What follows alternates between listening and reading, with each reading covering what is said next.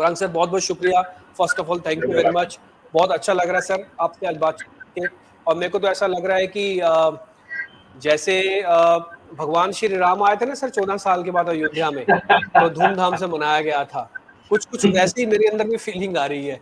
मैं तो कई सालों बाद आपसे वापस आज रूबरू हो रहा हूँ, और जब रूबरू हो रहा हूँ तो मेरे अंदर भी कुछ कुछ वैसी ही फीलिंग आ रही है सर। बहुत बहुत शुक्रिया sir, thank you very much समय देने के लिए सर। पहले तो बहुत बहुत धन्यवाद डिम्पी जी, सर। और आप सभी को शुभ प्रभात हमारी तरफ से। और आपसे मिलकर, आपसे बात करके एक अरसे के बाद मुझे भी बहुत अच्छा लग रहा है। और आप एक नए बैकड्रॉप के आगे काम कर रहे हैं, बाजार के ऊपर अपना नजरिया दे रहे हैं, वो देखकर मुझे बहुत खुशी हुई। और मैं आपको, आपकी चैनल के माध्यम को और आपके सभी टीम मेंबर्स को धन्यवाद करना चाहूंगा मुझे आमंत्रित करने के लिए इस शो में। आपका बहुत बहुत धन्यवाद। ठीक है सर, एक बहुत छोटी सी चीज हमने आपके लिए बनाई है, जरा आप देखिएगा, उसके बाद हम इस चर्चा को बाजार की शुरू करते हैं। बस एक बहुत छोटी सी चीज है सर आपके लिए, बस। धन्यवाद। गौरांग शाह, एक ऐसा नाम जिसको बाजार का शायद ही कोई होगा जो नहीं जानता। 70 साल का बूढ़ा हो या 17 साल का जवान, गौरांग शाह की स्टाइल, नॉलेज और स्टेटस का कायल है। किसी भी शहर की अगर कुंडली जाननी हो तो गौरांग शाह से बेहतर ज्योतिषी कोई नहीं। सीधा, साफ और शुद्ध बोलना गौरांग शाह की है पहचान। फंडामेंटल एनालिसिस के महारथी गौरांग शाह अभी जियोजीत फाइनेंस के साथ काम कर रहे हैं। तो सर 70 साल का बूढ़ा हो या 17 साल का जवान, सब आपसे कनेक्टेड है। और जैसे मेरे को तो ये बहुत मेरे को आपके लिए शब्द नहीं मिल रहे थे, तो मेरे को सिर्फ एक ही तीन ही चीज दिखाई दी है, साफ, स्वच्छ और बिल्कुल शुद्ध बोलना। वो आपसे मैंने सीखा है। मैं आज टीवी पत्रकारिता में अगर कहीं भी थोड़ा भी मैंने मुकाम पाया है, भले 1% मुकाम क्यों ना पाया हो, वो भी आपका ही क्रेडिट है सर। मैं उस समय से आपके साथ कनेक्टेड हूँ जिस समय से मैंने टीवी पे या कैमरे पे पहली बार बोलना सीखा था। मेरे को पहली बार लोगों से कैसे कनेक्ट हो जाता है, ये गौरांग शाह से मैंने सीखा। बहुत बहुत शुक्रिया सर, आप मेरे मेंटोर भी हैं, और मैं आपसे बाजार में मैंने बहुत अच्छा सीखा है सर। बहुत बहुत शुक्रिया, थैंक यू। अच्छा सर, मैं आपसे अब मैं सीधा सर मार्केट पे आता हूँ। पहला एक सबसे बड़ी चिंता जो है वो है कोरोना वायरस की। आपको मालूम है सर, महाराष्ट्र में स्थिति बहुत नाजुक है, और ये बताया गया है कि इस समय जो सिचुएशन है वो ऐसी है कि अगर 2-4 दिन में कोई अच्छी खबर नहीं आई तो लॉकडाउन जैसी सिचुएशन और कड़ी हो सकती है। नाइट कर्फ्यू लगा दिया। सर, मैं बाजार के हिसाब से और सेहत के हिसाब से दोनों से पता करना चाहता हूं आपसे, बाजार ने इसको डिस्काउंट कर दिया सर? तो डिप्पी जी, ये जो भी हो रहा है, सेकेंड वेव हो, थर्ड वेव हो या चौथा वेव हो, मुझे ये नहीं पता कि पहला वेव कब खत्म हो गया। ये तो जो बहुत ही बुद्धिमान जीव है या जो बुद्धिशाली है ये बताते हैं हमें, लेकिन मुझे पास जानकारी नहीं है कि पहला वेव खत्म हो गया। खैर, उनकी बातों का सम्मान करते हुए और मान रखते हुए, ये जो भी हो रहा है, सेकेंड लॉकडाउन या री लॉकडाउन आपकी कह दीजिए दिल्ली जी, ये हो क्यों रहा है? क्योंकि हम ही लापरवाही बरत रहे हैं। अगर हम लापरवाह नहीं होते तो ये परिस्थिति आती नहीं। वैक्सीन लगा करके, पहली वैक्सीन या दूसरी वैक्सीन लगा करके आप बिना मास्क घूम रहे हैं, अपने आप को बाहुबली समझ रहे हैं, या फिर आप शक्तिमान समझ रहे हैं अपने आप को, तो ये मेरे ख्याल से बहुत गलत बात है। आप पढ़े लिखे हैं, आप जिम्मेदार नागरिक हैं, आपको राज्य सरकार, केंद्र सरकार जो भी स्टैंडर्ड ऑपरेटिंग प्रोसीजर, यानी कि मास्क पहनना, 2 गज की दूरी बना करके रखना, भीड़भाड़ न करना, भीड़भाड़ वाले इलाकों में न जाना, ये आपका उत्तरदायित्व बनता है करना। और अगर आप अपनी सेहत का ख्याल नहीं रखेंगे तो सरकार को फिर जो करना है वो मजबूर हो जाएंगे करने के लिए, और यही परिस्थिति हुई है महाराष्ट्र में, मुंबई में जिस तरीके से आंकड़े हुए। लेकिन घबराने वाली बात नहीं। अगर हम लापरवाही बरतना बंद कर देंगे, अगर हम जिम्मेदार नागरिक की तरह हमारी जो अदाकारी है वो निभाते हैं, तो मेरे ख्याल से ये परिस्थिति पैदा नहीं होगी। हम बहुत जल्द इस महामारी से विजय पाएंगे और इसको हम पूर्ण तरीके से नष्ट करके रख देंगे। लेकिन घबराने वाली बात नहीं। मेरे ख्याल से हर एक महीने, हर एक हफ्ते आपको एक नया अवतार आते हुए दिखेगा इस महामारी का, जो कि मेहरबानी है चाइना वुहान वायरस की। पूरे विश्व भर में जिस तरीके से संकट फैला है, लेकिन अब हमारे पास 2 वैक्सीन है और बहुत ही जल्द आपके पास और कई वैक्सीन आ जाएगी। भारत में बनी, भारत में निर्माण की गई वैक्सीन आ जाएगी। तो मुझे नहीं लग रहा है कि बहुत ही घबराने वाली बात है। मैं तो उत्साहित हूँ। अगर बाजार में करेक्शन आता है तो मेरे ख्याल से निवेश करने का बहुत बड़ा मौका है। सर, मैं आपकी बात से इतना तो समझ गया हूँ कि बाजार के अंदर आप मौका ढूंढ रहे हैं, भले ही दुर्भाग्यवश हमको ऐसा मौका मिल रहा है जो कि कोरोना वायरस के रूप में है, भले मौका जरूर मिल रहा है खरीदारी करने का। सर सारा पैसा यहीं लगाओगे या सारा पैसा में से आधा पैसा पॉकेट में रखोगे अभी भी, कि नहीं पता नहीं अभी तो क्या होगा, अभी तो कोरोना वायरस का पता ही नहीं चल रहा, तो जिनको टीका लग रहा है वो भी वापस संक्रमित हो रहे हैं। अब अक्षय कुमार जैसे लोग को भी कोरोना वायरस हो तो गया जो डिम्पी जी, फिट जाते हैं। दिव्य जी, मेरे से तो बहुत सारे प्रश्न पूछे, उनमें से एक प्रश्न जो कि सामान्य है,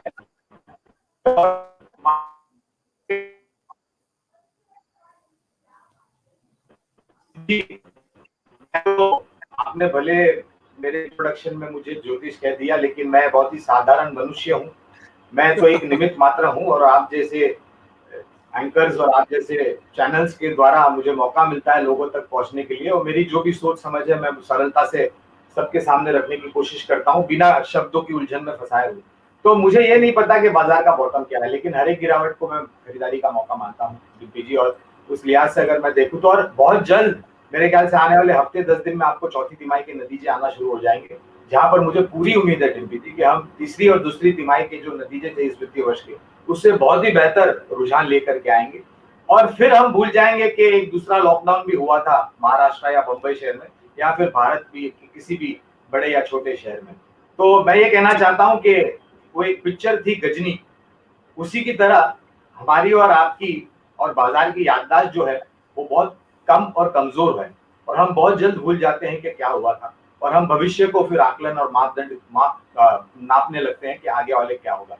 तो ये सब भूल जाइए, ये सेकेंड लॉकडाउन, ये अवतार, वो अवतार, ब्राजील अवतार, मैक्सिको अवतार, जो अवतार है कोरोना वायरस है, उसको आना है वो आएगा। हमारे आपके कोई भी कोशिश कर ले रोकने की, वो रोक नहीं पाएंगे। हाँ, लेकिन हम एक जिम्मेदार नागरिक की तरह हमारी जो अदाकारी है वो करनी चाहिए, और बाजार में निवेश का मौका आज के तारीख में और आने वाले भविष्य में भी अगर गिरावट आती है तो बहुत। और डिम्पी जी, हमें ये नहीं भूलना चाहिए, करीबन एक साल पहले हम इसके आधे स्तर पर थे। सेंसेक्स और निफ्टी की मैं बात कर रहा हूँ, 25,880 या 90 सेंसेक्स था, 7,500 या 600 मेरे ख्याल से निचला स्तर बना था निफ्टी का। वहां से हम 2 गुना है, और यहाँ से और भी आगे हमें जाना। इंटरेस्टिंग। अच्छा सर, अभी आपने ना क्वार्टरली अर्निंग्स की बात बोली थी, और क्वार्टरली अर्निंग्स में मैं आज एक रिपोर्ट पढ़ रहा था, वो ये सब लोग कह रहे हैं कि आईटी के नतीजे अच्छे आएंगे। एक तो उनकी मांग बहुत है, दूसरा वर्क फ्रॉम होम का कल्चर है, और आईटी में तो रिसेशन रहा ही नहीं, बल्कि उनके तो गोल्डन पीरियड था। सर इन्फोसिस से शुरू करते हैं, इन्फोसिस के नतीजे सबसे पहले आएंगे। शेयर भी ठीक खड़ा हुआ है, आज बाजार की हेल्प भी कर रहा है। सर 1400 रुपए में इन्फोसिस लेना ठीक है? तो शुरुआत कीजिए और गिरावट पर जोड़ते जाएं। आपका एक प्रश्न था जिसका मेरे ख्याल से मैंने उत्तर नहीं दिया, क्या सारा पैसा अभी लगाएंगे या यहीं पर लगाएंगे या कुछ जेब में रखेंगे? तो मेरे ख्याल से थोड़ा बहुत यानी कि 25-30% जो आपको निवेश करना है इस स्तर पर करिए। गिरावट पर उसी मात्रा में 25-30% में आप जोड़ते जाएं, 2 या 3 किश्तों में जब भी गिरावट आती है। और मैं ये कहूंगा कि पूरा पैसा शेयर बाजार में लगाने की जरूरत नहीं है। आप थोड़ा बहुत पैसा शेयर बाजार, ज्यादातर अगर आपके पास जोखिम झेलने की पैसा है तो शेयर बाजार में आप निवेश कीजिए, अच्छी कंपनियों में। सोना एक दूसरा माध्यम है जिसका जिक्र जब हम पहले भी बात करते थे आपके साथ, मैंने कई बार जिक्र किया है कि सोने में भी निवेश करना चाहिए, और 55,000 से 45,000 आया, एक अच्छा मौका है निवेश करने के लिए। इसके अलावा आपको इंश्योरेंस प्रोडक्ट्स में वगैरह वगैरह जो भी आपको समझ में आता है, जमीन यानी कि लैंड के ऊपर मैं ज्यादा बात नहीं करूंगा, क्योंकि मेरी समझ जो है बहुत कम है रियल एस्टेट इन्वेस्टमेंट में, तो उस पर मैं ज्यादा बात नहीं करूंगा। लेकिन हाँ, 3-4 एसेट क्लासेस में आप निवेश कीजिए ताकि आपका जोखिम बराबर से बढ़ जाए। ठीक है, आप ये कह रहे हैं कि गोल्ड जो कि क्लासिकल इन्वेस्टमेंट का एक टूल है अभी भी रखें, बिटकॉइन को फिलहाल भूल जाए। वैसे भी सरकार बिटकॉइन को बंद करने के चक्कर में है। दूसरी इंपॉर्टेंट बात, लैंड, जमीन 3 हिस्सों में बोला जाता है कि अगर रोटी, कपड़ा और मकान, अगर 3 बेसिक नीड है तो उसमें मकान जो है ना लैंड वाला हिस्सा आ जाता है। तो आपकी बेसिक नीड में से एक है, वो तो असेट क्लास आपके दादा परदादा भी आपको समझा के गए हैं। दूसरा पॉइंट। तीसरा पॉइंट, बाजार, जो मार्केट के बारे में गुरांग सर आपको बता रहे हैं कि आप चाहें तो किश्तों में निवेश कीजिएगा। ये हमने आपके लिए पता किया कि 25% करना है कि 30% करना है। आप शुरू कीजिए, 30% की पहली खेप लगाइए, फिर आगे देखते हैं क्या करना है। सर इन्फोसिस पे मैं आया था 1 मिनट के लिए, आपका जरा एक व्यू पॉइंट सर इन्फोसिस पे भी। क्वार्टरली नंबर्स में बताया जा रहा है कि नंबर्स इसके अच्छे रहेंगे, मैनेजमेंट चेंज हो चुकी है, पुरानी दिक्कतें अब इन्फोसिस के वैसी नहीं दिखती जो पहले आपको दिखती थी शफलिंग को लेकर, मैनेजमेंट को कंट्रोवर्सीज को लेकर। सर आपका व्यू पॉइंट क्या है? 1400 में इन्फोसिस खरीदना कितनी समझदारी है? तो डिम्पी जी, पहले तो आईटी क्षेत्र के ऊपर as a brokerage house Geojit काफी लंबे समय से सकारात्मक सा नजरिया लेकर के चल रहे थे, और मैं ये भी कहना चाहूंगा कि इन्फोसिस, टीसीएस, एचसीएल टेक, टेक महिंद्रा, ये जो दिग्गज नाम है, यहाँ पर लंबी अवधि के लिए निवेश की हमने कवायद की है। इसके अलावा मैं ये भी कहना चाहूंगा एक या दो कदम आगे बढ़ के कि जो मझौली आईटी कंपनी है उसको बिल्कुल भी नजरअंदाज नहीं करना चाहिए, क्योंकि काफी तिमाहियां पिछले इतिहास में ऐसे रही है जहां पर आपको तिमाही नतीजों के आधार पर मझौली आईटी कंपनियों ने बेहतर नतीजे और आंकड़े ला करके दिग्गजों से भी शानदार रिटर्न खड़ा करके दिया है। अगर आप मझौली कंपनी की बात करें तो Coforge limited, L&T infotech, L&T technologies, Mindtree persistent systems, ये कुछ कंपनीज हैं जो हमारी खरीदारी की सूची में है। और जितने भी नाम मैं आपके साथ बात करते हुए ले रहा हूँ एज अ ब्लैंकेट डिस्क्लोजर, सभी कंपनियों पर, सभी कमूमन जो भी क्षेत्र पर हम बात करते हैं, टिप्पणी करते हैं, हमने हमारे जो क्लाइंट्स हैं उनको निवेश की राय दी। ठीक है गौरांग सर, इतने पैसे तो नहीं है, आपने जितनी कंपनी के नाम बोल दिए, मैं इन सब में से एक ही कंपनी खरीद सकता हूँ। आपने जो मझोली कंपनी, जिसको मिड कैप कंपनीज कहते हैं, एक नाम मेरे को बता दीजिए जो आपको सबसे पसंद हो, किसी भी वजह से पसंद हो, नाम से, बैलेंस शीट से, मैनेजमेंट से, बिजनेस से, किसी से भी। नहीं, मैं बुनियादी तौर पर आकलन करता हूँ तो नाम होता है, नाम में क्या रखा है, कोई बड़ा बुद्धिमानी जीव कह के गया है, तो मैं जो बुनियादी तौर पर मापदंड में आंकड़ों को तोड़ता हूँ, जपोड़ता हूँ, मरोड़ता हूँ, तो उस तर्क के आधार पर अगर मुझे एक ही नाम लेना है, अगर आपने मेरे मस्तक पर तमलचा रख दिया है, तो मैं शायद एल&टी टेक्नोलॉजीज को पसंद करना चाहूंगा। ठीक है, एल&टी टेक आपका एक पसंदीदा शेयर होगा, इन्फोसिस पे भी आप ओके हैं, रजामंद है। ठीक है, अभी सर कुछ ना सेल्स के नंबर भी आए, ऑटो सेल्स के नंबर आए, टू व्हीलर वालों ने भी दिखाए और फोर व्हीलर ने दिखाए। कहीं पे आपको कोई एक्साइटमेंट दिखी? कईयों के नंबर से आपको लगा कि हाँ इन्होंने एक दरिया था जो पार कर लिया, मुश्किल का एक दरिया था, पार हो गया? तो देखिए दिव्य जी, एज अ ब्रोकरेज हाउस पूरे ऑटो क्षेत्र पर खरीदारी की राय है। फिर वो दो पहिया वाहन बनाने वाली कंपनियां, फिर चौपहिया वाहन बनाने वाली कंपनी हो, या फिर थ्री व्हीलर हो, या फिर कमर्शियल व्हीकल, या फिर ट्रैक्टर और एग्री इक्विपमेंट बनाने वाली कंपनी, मिसाल के तौर पर एमएलएम, तो हम इसको 3 हिस्सों में बांटना चाहेंगे डिम्पी, और आपके जो दर्शक है उनकी समझ को सरलता से बताने के लिए, दो पहिया में अगर श्रेणी के आधार पर मुझे पसंद करना है तो मैं हीरो मोटोकॉर्प और बजाज ऑटो को पसंद करूंगा। तीसरे पायदान पर टीवीएस मोटर आएगा। चौपहिया वाहन बनाने वाली कंपनियों में सर्वोच्च स्तर पर मारुति, एमएनएम और टाटा मोटर्स। कमर्शियल व्हीकल बनाने में Ashok Leyland, tractor, agri equipment या फिर प्रीमियम एंड मोटरसाइकिल बनाने वाली कंपनी, ये दो कंपनियां हैं। एक है एस्कॉर्ट्स लिमिटेड, और जो प्रीमियम एंड मोटरसाइकिल्स और कमर्शियल व्हीकल बनाती है आइशर मोटर्स। और इसके साथ साथ ऑटो कंपोनेंट यानी कि ऑटो एंसिलरी और ओईएम सेगमेंट बनाने वाली कंपनियों पर भी आपको ध्यान में रखना चाहिए। तो सर वैसे मैं अगर आपसे पूछूं तो फिर आपने छोड़ा क्या है? आपने सारा तो बता ही दिया, तो मेरे को छोड़ा हुआ भी हिस्सा बता दो, आपने क्या छोड़ दिया? अब इतना सारा तो नहीं खरीदा जाएगा, आपने तो सारे ही नाम बोले। अब जैसे ट्रैक्टर की दो ही कंपनियां लोगों को पता है, एक एमएनएम पता है, एस्कॉर्ट्स, तीसरे का तो नाम ही नहीं बता पाएंगे, मैं ही नहीं बता पाऊंगा तीसरे का नाम, तो दो का नाम तो आपने ले ही लिया, कि बचा गया सर? तो मैं एक एक नाम ले लेता हूँ जो मुझे पसंद आते हैं। नहीं सर, वाहन बनाने वाली कंपनियों में आप मेरे को एक ही नाम मत लो सर, आप मेरे एक काम देना चाहूंगा सर, आपने एक एक नाम मत लो। फोर व्हीलर में मैं, दीपी मेरी आवाज आ रही है? कुछ डिस्टर्बेंस आ रहा है? हाँ सर, आपकी आवाज आ रही है, आपकी आवाज आ रही है सर। दीपी जी, मुझे थोड़ा डिस्टर्बेंस आ रहा है, पता नहीं मेरी आवाज आप तक पहुंच रही है कि नहीं। दीपी जी नहीं सर, आपकी आवाज आ रही है मेरे को सर, आ रही है जी सर। हाँ जी हाँ, तो दो पहिया वाहन बनाने वाली कंपनियों में हीरो मोटोकॉर्प, फोर व्हीलर में अगर आपकी जेब अनुमति देती है तो मारुति या फिर एमएनएम को आप पसंद कर सकते हैं। कमर्शियल व्हीकल में अशोक लेलैंड, ट्रैक्टर और एग्री इक्विपमेंट में एस्कॉर्ट्स। ये मेरे ख्याल से एक एक कंपनी है जो हमने एक क्षेत्र के 3 या 4 अलग अलग हिस्से बनाए हैं, उनमें से एक एक कंपनी है जो हमें पसंद आती है। ठीक है, डन सर। सर इस पूरे लॉकडाउन में नहीं बल्कि बाजार में भी ये अच्छी सी धारणा है कि अगर पैसा किसी ने बनाया है तो अंबानी और अडानी है। ठीक है, हो सकता है बनाया हो, अपनी समझ से भी बनाया हो, मैं इस पे तो जाना ही नहीं चाहता क्योंकि पॉलिटिकल छीटाकछी हो जाएगी कि अंबानी और अडानी किसके हैं, है ना। लेकिन मैं फिर भी पता करना चाहता हूँ, अगर अडानी और अंबानी ने पैसा बनाया है तो हमारे तक कैसे पहुंचेगा, किस कंपनी के जरिए पहुंचेगा, अडानी की किस कंपनी के जरिए और अंबानी की किस कंपनी के जरिए हम तक पैसा पहुंचेगा। खर्चा मत पहुंचाइएगा सर, पैसा पहुंचाइएगा। मैं पहले तो डिम्पी मैं आपको बता दूं कि आपके साथ मैं बहुत समय बाद जुड़ा हूं और आपसे बात कर रहा हूं। मैंने आपके सहयोगी से जब हम ये इंटरव्यू लाइन अप कर रहे थे तब बात की थी कि मैं किसी भी सोशल मीडिया पर अवेलेबल नहीं हूं, ना तो व्हाट्सएप, ना ट्विटर और ना ही फेसबुक। एक माध्यम है स्काइप जिसका इस्तेमाल मैं करता हूं, क्योंकि आपके साथ जैसे आज मैं जुड़ा हूं वैसे कई चैनल्स के साथ मैं जुड़ता हूं उस माध्यम के द्वारा और जूम के द्वारा।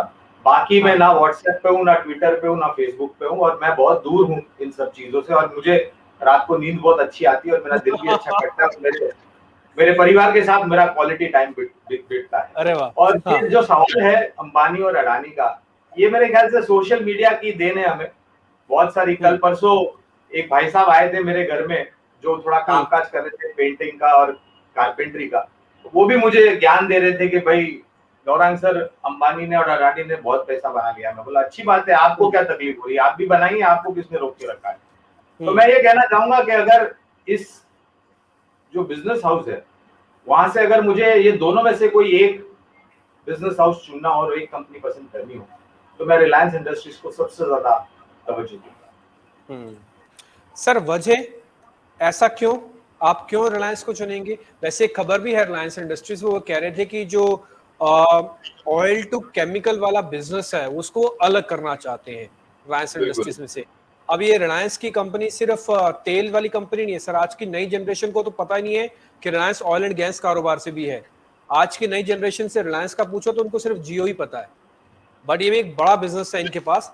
तो ये ऑयल टू केमिकल को अलग करके सर सैपन ऑफ हो जाएगा तो एक तो बड़ा चंक निकल जाएगा इनके हाथ से, तो मतलब रिलायंस के अलग हो जाएगा। तो यही वैल्यू अनलॉकिंग कहते हैं हम हमारी भाषा में दिल्ली। और सिर्फ एक कारोबार नहीं, ऑयल टू केमिकल्स नहीं, टेलीकॉम यानी कि जियो के कारोबार को भी मेरे ख्याल से बाजार में बातें चल रही हैं। हालांकि मैनेजमेंट की तरफ से कोई स्पष्टीकरण आया नहीं है, लेकिन एक नहीं अनेक कारोबार है जो अलग अलग हो सकता है और इस अलग अलग होने से इनकी वैल्यू अनलॉकिंग हो सकती है। मिसाल के तौर पर ऑयल टू केमिकल्स हो गया, टेलीकॉम में जियो हो गया, रिटेल है, डिजिटल है और पुराना कारोबार तो है ही है काफी मजबूत। तो अगर आप इतना बड़ा एम्पायर चला रहे हैं और अगर आप एक कंपनी के तहत, एक बैलेंस शीट के तहत इतने सारे कारोबार आप कर रहे हैं और वो भी बहुत ही सक्षम तरीके से और यशस्वी हो रहे हैं आप जो भी कर रहे हैं, तो मुझे लग रहा है कि रिलायंस इंडस्ट्रीज मेरे ख्याल से एक बहुत बड़ा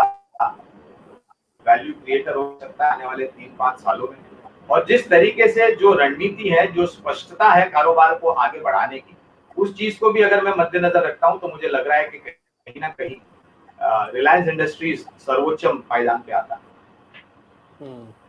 सर 1970 पे महंगा है, ठीक ठीक है, या फिर थोड़ा और गिरावट पे लेना चाहिए? मेरे ख्याल से मूल्यांकन के हिसाब से और तीसरी तिमाही के जो नतीजे उसको मैं आधार रखता हूं तो 2200 पे महंगा था। 1950-2000 के बीच में मेरे ख्याल से एक वैल्यूएशन थोड़ा बहुत जस्टिफाइड है। तो आपको यहाँ पर अगर निवेश करना है तो मेरे ख्याल से 25-30% नहीं, लेकिन मैं 50% की मैं राय दूंगा निवेश करने के लिए। यानी कि आपकी पूंजी का जो भी पूंजी आपको रिलायंस के शेयर में लगानी हो उसका आधा हिस्सा इस स्तर पर खरीद ले। और अगर आपको 1850 पे मिलता है तो मान लीजिए आपको जैकपॉट लग गया। ठीक है, इंटरेस्टिंग। अच्छा सर, एक और ग्रुप है वो है अडानी ग्रुप। क्या यहाँ पर आपको कोई कंपनी पसंद है क्या सर? क्योंकि वैल्यूएशन को लेकर ना बहुत सारे लोगों को मानना है कि ठीक है हम इस चीज से एग्री करते हैं, जो कर रहा है कारोबार से कर रहा है, लेकिन भाव और भावनाओं का खेल है सर बाजार। भावनाएं तो ठीक है कि लेना है, भाव कई बार ठीक नहीं होते हैं। तो किसी अडानी ग्रुप का किसी कंपनी का भाव ठीक है? ये भावना है और भाव, इसके अलावा और एक चीज है, भाव भगवान है डिम्पी। शेयर मार्केट में ये एक बहुत ही मशहूर कहावत है कि भाव भगवान है और उसके आगे किसी का कुछ नहीं चलता। और आप ये सोचते होंगे नहीं महंगा है, सस्ता होगा तब खरीद लूंगा, सस्ता होता है तब आप ये सोचते हैं कि और सस्ता होगा तब खरीद लूंगा, और फिर उसी जो मानसिकता है उसमें आप फंसे रह जाते हैं। और एक कहावत और भी है डिम्पी कि अगर सोच गहरी हो जाए तो फैसले कमजोर हो जाते हैं। तो आप अपनी सोच को इतना भी गहरा मत कीजिए कि आप कोई फैसला न ले पाए। मैं अडानी ग्रुप पर विशेष रूप से कोई ऐसी खरीदारी या बेचने की राय नहीं दूंगा, क्योंकि रेगुलेशन के तहत हम कामकाज करते हैं डिम्पी, और as a research analyst regulation act जो है, अगर हमारी टीम के पास, हमारी कंपनी के पास कोई कवरेज नहीं है कंपनी को, हम स्पष्ट रूप से बात नहीं कर सकते। लेकिन हाँ, जो कामकाज हो रहा है, जो नतीजे आ रहे हैं अडानी ग्रुप के कुछ कंपनियों के, मैं नाम नहीं ले सकता क्योंकि कवरेज नहीं है डिम्पी, माफी चाहूंगा, उसको आपको नजरअंदाज नहीं करना चाहिए। ठीक है, मतलब आप इनको इग्नोर नहीं कर सकते, आइदर यू हेट इट और लव इट, बट आप इग्नोर नहीं कर सकते। ये पुरानी फिल्मों का डायलॉग है जो आजकल चलता ही है कि आप हमको इग्नोर नहीं कर सकते। सर, क्या हम सीमेंट वाली कंपनीज को इग्नोर कर सकते हैं? इस समय वैल्यूएशन को लेकर थोड़ी सी चिंता हमेशा से रहती है।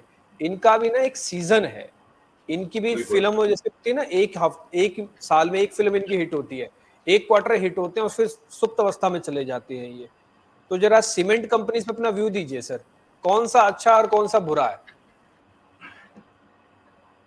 ये फिर से आपने ऐसा सवाल पूछ लिया जो मुझे मेरे ख्याल से बहुत ही असमंजस परिस्थिति में डाल देता है, क्योंकि यहाँ पर भी क्षेत्र के आधार पर 3 या 4 दिग्गज कंपनियां, 3 या 4 मझौली कंपनियां। लेकिन पहले मैं जवाब देना चाहूंगा जो क्षेत्र के ऊपर आपने बात की है और जो प्रश्न चिन्ह लगाया है, तो वो समय अब नहीं रहा डिम्पी के 1 या 2 तिमाही आपको सीमेंट के जो बोरियों के बिक्री के आंकड़े हैं वो बहुत ही सकारात्मक दिखाई देते हैं। मेरे ख्याल से अब हर साल के 12 महीने आपको बेहतरीन से बेहतरीन आंकड़े, यहाँ तक कि बारिश के सीजन में भी पिछले साल के अगर आप रिकॉर्ड निकाल के देख लें, महीने दर महीने जो 2 या 3 महीने बारिश की सीजन रहती है हमारे देश में, वहां पर भी अगर आप देखें तो पहले साल की तुलना में पिछले वर्ष की बारिश की जो सीजन था, जो समय था, वहां पर जो सीमेंट की बोरियां आवागमन हुई थी, बिकी थी, वो सर्वोच्च स्तर पर आए थे। और सरकार जिस तरीके से भारत निर्माण की बात कर रहे हैं और नया ढांचा खड़ा करने की बात कर रहे हैं, पुराने ढांचे को सक्षम रूप से आधुनिक बनाने की बात कर रहे हैं, यहाँ पर आपको 2 चीजें लगेगी, एक है सीमेंट, दूसरा है लोहा। तो ये दोनों ही कमोडिटीज को आपको नजरअंदाज नहीं करना चाहिए। सीमेंट में 3 या 4 दिग्गज कंपनियां जो हमें पसंद है वो है अल्ट्राटेक, एसीसी, अंबुजा और ग्रासिम। इनमें से अगर कोई एक चुनना है तो एसीसी या फिर अल्ट्राटेक, दोनों में से कोई भी पसंद कर सकते हैं।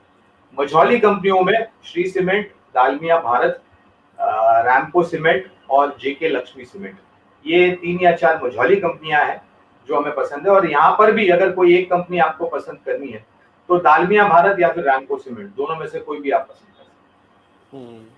नहीं, डालमिया भारत ठीक है। और वैसे भी आज डालमिया भारत सीमेंट ने ये भी कहा है कि उनके करीब 300-350 करोड़ रुपए थे जो कहीं पे इधर उधर चले गए थे, वो IL&FS की तरफ से उनको वापस मिल गए हैं। रैमको सीमेंट अपने सेगमेंट की अच्छी कंपनी है, वैल्यूएशन पे बहुत बेहतर इसको बताया जाता है, 1000 रुपए की मिल रही है, बड़े टारगेट है इसके। और आप एसीसी तो खैर ध्यान रख ही सकते हैं, इसमें तो कोई सेकंड थॉट ही नहीं है। तो सीमेंट कंपनीज इसमें आप सेलेक्टिव होइएगा, बड़ी कंपनीज में एसीसी, छोटी कंपनीज में रैमको और डालमिया सीमेंट, ये चल जाएगा। आते हैं सर कुछ एक और कंपनीज पे। सर, एक विनिवेश का ना बहुत जोर से हवा चली है इस देश में, सरकार भी चला रही है और इन्वेस्टर्स भी उसके अंदर हैं। ये जो डिसइन्वेस्टमेंट वाली है ये खबर, एक तो ये डिसइन्वेस्टमेंट जिन भी कंपनीज का होना है उनकी वैल्यू अनलॉकिंग हो रही है, या फिर जो सब लोग बोल रहे हैं कि सरकारी कंपनीज को बेचा जा रहा है? मेरे ख्याल से वैल्यू अनलॉक हो रही है। और एक 2 नतीजे तो जो विनिवेश के ऊपर प्रक्रिया होती है उसके ऊपर मैं टिप्पणी करना चाहूंगा। एक तो है सरकार के माध्यम के द्वारा, जहां तक मेरी जानकारी या मेरी मालूमात है डिम्पी, अगर मैं गलत हूं तो आप मुझे सही कीजिएगा, मेरे ख्याल से स्पष्ट रूप से सरकार की तरफ से सिवाय बीपीसीएल के कोई दूसरा नाम नहीं आया, क्योंकि बाजार में बहुत सारी अफवाहें उड़ती है कि सूत्रों के द्वारा फलानी सरकारी कंपनियों में विनिवेश होगा, सूत्रों के द्वारा 3 या 4 जो कमजोर या छोटी सरकारी बैंक है जिसका नाम सरकार के तरफ से तो मैंने नहीं सुना है, लेकिन सूत्र के द्वारा बहुत सारे नाम आते हैं और उस नाम के आधार पर, उस सूत्र के द्वारा खबर के आधार पर काफी लोग वहां पर सौदे लिख लेते हैं। मेरे ख्याल से ये बात मैं आपके चैनल के माध्यम के द्वारा लोगों को, दर्शकों को बताना चाहूंगा कि जल्दबाजी न करें। स्पष्टीकरण सरकार के तरफ से आने के बाद कोई भी तरीके का सौदा या निवेश आपको करना है तब आप करें। अफवाहों पे ज्यादा आपको ध्यान नहीं देना चाहिए, ये मेरा कहना है, तर्क है। और ये जो विनिवेश है मेरे ख्याल से ये बहुत पहले होना चाहिए था और माननीय प्रधानमंत्री ने खुद अपनी जुबानी कही है ये बात कि the government does not have any business to be in business. और अगर वाकई में सरकारी कंपनियां इतने साल से कामकाज करती हैं तो फिर ऐसी परिस्थिति क्यों है कि उनके भाव 5 साल से के जो पहले थे उसके निचले स्तर पर है और निजी कंपनियां के दाम जो 5 साल के पहले थे उसके कहीं ऊपर है। तो जाहिर है कहीं ना कहीं कुछ खामियाजा है जिसको मेरे ख्याल से आपको ठीक करना है, दुरुस्त करना है। और उसके लिए मेरे ख्याल से विनिवेश की प्रक्रिया ही एक सही प्रक्रिया। मैं ये नहीं कहता कि पूर्ण तरीके से विनिवेश किया जाए, 25%, 30% सरकार चाहे तो अपना जो स्टेक है वो बना करके रह सकती है, लेकिन ज्यादातर उसका निजीकरण करे ताकि उस कंपनी में काम करने वाले कर्मचारियों का और कंपनी में निवेश करने वाले निवेशकों का भविष्य उज्जवल हो जाए। गौरांग सर, वैसे तो कई कंपनीज के नाम मार्केट में चल रहे हैं, जैसे कॉनकोर का भी चल रहा है, कंटेनर कॉर्पोरेशन का, सरकार शायद गेल में भी कुछ करना चाहे, ओएनजीसी में भी विचाराधीन है फैसला, आईआरसीटीसी का फैसला भी आना बाकी है। प्राइमा फेसी खबरें हैं मार्केट में, बट फिर भी कोई एक ऐसी कंपनी जिसमें लगता है कि आपका अपना मन या आपकी अपनी स्टडी ये कहती है हाँ इस कंपनी का तो कर दो, ये ठीक है, वो कंटेनर कॉर्पोरेशन हो सकती है सर? तो 3 नाम मैं लूंगा जो कि फिलहाल मुझे मेरे ध्यान में आ रहे हैं, ध्यान में आ रहे हैं, जहां पर हमारी कवरेज है मैं उस तर्क के आधार पर राय दे रहा हूं, न कि सरकार जो निवेश करने वाली है। और मेरे पास ऐसी कोई जानकारी भी नहीं है, मैं स्पष्ट रूप से बता रहा हूँ, लेकिन जो खरीदारी की सूची सरकारी कंपनियों में हमारे पास है, तो एक नाम तो आपने अभी बताया है कंटेनर कॉर्पोरेशन, कॉनकोर, दूसरा नाम है बीईएल और तीसरा नाम है जिसका अभी अभी आपने जिक्र किया आईआरसीटीसी। मेरे ख्याल से ये 3 कंपनियां हैं सरकारी जो आपको अपने पोर्टफोलियो में रखनी चाहिए। ठीक है, आईआरसीटीसी, बीईएल और कॉनकोर कंटेनर कॉर्पोरेशन, ये 3 कंपनी ऐसी हैं जरूर ध्यान रखना चाहिए। गौरांग सर, बस एक आखिरी सवाल आपसे लूंगा, आपको मैं ज्यादा समय नहीं लूंगा। ये जो कोरोना वायरस की वजह से पिछली बार ना हमने एकदम से होड़ देखी थी, कुछ सामान खरीदने की होड़ थी, बहुत सारी चीजें की, एफएमसीजी के नंबर्स कुछ एक्स्ट्राऑर्डिनरी बेहतर आ गए थे। चलो ठीक है, वो तो वंस इन अ वाइल था, हमारे पूर्वजों ने भी ऐसा नहीं देखा तो हमने कैसे देखा, तो कोई बात नहीं, हो गया। इस बार जो सेकंड वेव है, सो कोल्ड या नाइट कर्फ्यूज हैं, एफएमसीजी कंपनीज को कुछ एज मिलेगा सर, या फिर ये रिवर्स हो जाएगा, उल्टा हो जाएगा? लोगों की डिस्पोजेबल इनकम कम हो गई, अब वो परफ्यूम नहीं खरीद रहे, अब वो सिर्फ साबुन से काम चला दे रहे हैं। अच्छी बात है, बहुत जल्द ड्राई क्लीनिंग करने पड़ेगी खुद को, अपने आप को, अगर परिस्थिति ऐसे चलती तो। On a lighter note. लेकिन डिम्पी, सरकार ने ये भी कहा है जहां पर भी है, जैसे महाराष्ट्र में, मुंबई में, जहां पर मैं मेरा घर है और मेरा कामकाज है, मेरा कार्यालय है, और हाल फिलहाल में जो आपसे बात कर रहा हूँ बैठकर मेरे घर से, तो कल शाम को जो घोषणाएं हुई लॉकडाउन को लेकर के, तो सुबह 7 से लेकर के शाम को 8 बजे तक, सोमवार से लेकर के शुक्रवार तक आपको जो भी जरूरतमंद की चीजें हैं, किराना की दुकान है, मेडिकल स्टोर है, सब्जी मार्केट है, ये सब आपको खुले मिलेंगे। खाली एक ही है कि भीड़ भाड़ जैसे हम पहले कर रहे थे वैसे नहीं करनी चाहिए। तो मेरे ख्याल से जो प्रश्न है आपका एफएमसीजी क्षेत्र पर, और मैं ये भी कहना चाहूंगा एफएमसीजी क्षेत्र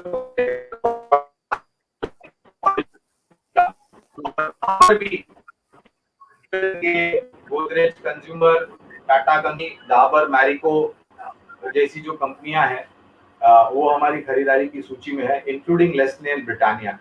और इनमें से अगर कोई एक कंपनी है जिनकी, तो मैं टाटा कंज्यूमर को ज्यादा तवज्जो देना चाहूंगा। सर यहीं पे भी ले सकते हैं कि थोड़ा आगे पीछे करके लेना है टाटा कंज्यूमर? भगवान ने डिम्पी, ये सवाल बहुत मैं बहुत समय व्यर्थ कर चुका हूँ इसके बारे में सोच करके, और फिर पता चला कि समय बीत गया और एक बहुत बड़ा मौका था वो चूक गए। तो ये स्तर भी अच्छा है, सिर्फ एक ही है, पूरी ताकत लगा करके निवेश मत कीजिए, किस्तों में करें। ठीक है। अच्छा सर, अभी ना आप कह रहे थे कि IRCTC को भी नहीं करना चाहिए। हमारे एक व्यूअर है, वो आपसे पूछ रहे हैं कि क्या इसी प्राइस पे भी IRCTC को लिया जा सकता है या फिर थोड़ा इसको भी ऊपर नीचे करें? मेरे ख्याल से 2021 के ऊपर गया था IRCTC हाल ही में, और फिर वहां से लुढ़क करके नीचे आया क्योंकि ये फिर से लॉकडाउन की परिस्थिति हुई। लेकिन जो जानकारी अखबारों में है और जो मैं कल पढ़ रहा था कि बहुत जल्द प्री कोविड लेवल्स पर जो भारतीय रेल के ट्रेनों का आवागमन है, जो टाइम टेबल है, वो फिर से शुरू हो जाएगा। इसके साथ साथ ये प्राइवेट ट्रेन्स भी तेजस के रूप में चला रहे हैं, correct me if I am wrong Dimpy. सिर्फ टिकट वितरीकरण नहीं करते हैं, भारतीय रेल के लिए बहुत बड़े पैमाने पर ये कामकाज करते हैं। और अगर मेरा 3 या 4 साल का नजरिया है तो मैं तो ये कहूंगा कि डिम्पी आप यहाँ पर एक SIP कर लो, हर महीने 5 शेयर, 10 शेयर, 50 शेयर, 100 शेयर, जो भी शेयर आपको लेने हैं, जो भी आपकी जेब आपको इजाजत देती है निवेश करने के लिए, आप करते जाएं, निरंतर SIP कर लीजिए IRCTC में। मेरे ख्याल से एक बहुत ही बड़ा वैल्यू क्रिएटर होगा। ठीक है, डन सर। बहुत बहुत शुक्रिया sir, thank you very much Gaurang sir आपका में जुड़ने के लिए। चलते चलते एक बार हम ना जरा आपके बारे में जो हमने बात रखी थी, एक बार जरा दर्शकों को वापस से सुनाए थे। एक बार गौरांग सर के बारे में वही चीज वापस से सुनाइए और दिखाइए जो थोड़ी देर पहले हम जब शुरुआत में हमने सर के साथ में बात रखी थी। गौरांग शाह, एक ऐसा नाम जिसको बाजार का शायद ही कोई होगा जो नहीं जानता। 70 साल का बूढ़ा हो या 17 साल का जवान, गौरांग शाह की स्टाइल, नॉलेज और स्टेटस का कायल है। किसी भी शेयर की अगर कुंडली जाननी हो तो गौरांग शाह से बेहतर ज्योतिषी कोई नहीं। सीधा, साफ और शुद्ध बोलना गौरांग शाह की है पहचान। फंडामेंटल एनालिसिस के महारथी गौरांग शाह अभी जियोजीत फाइनेंस के साथ काम कर रहे हैं। बहुत बहुत शुक्रिया sir, thank you very much, अच्छा लगा। बहुत बहुत धन्यवाद आपका। जी बहुत बहुत शुक्रिया sir, thank you very much, thank you.